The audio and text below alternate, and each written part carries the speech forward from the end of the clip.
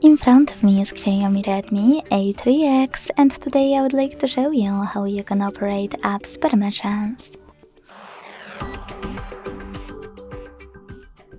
Begin by opening Settings and scrolling down to click on Security and Privacy.